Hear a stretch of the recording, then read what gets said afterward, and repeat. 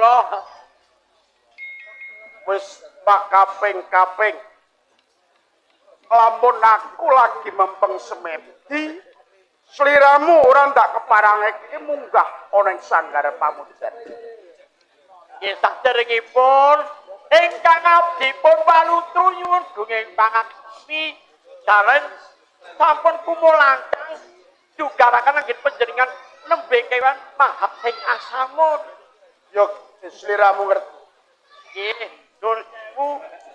Janjane panjenengan mempersemedi menika meminta menapa?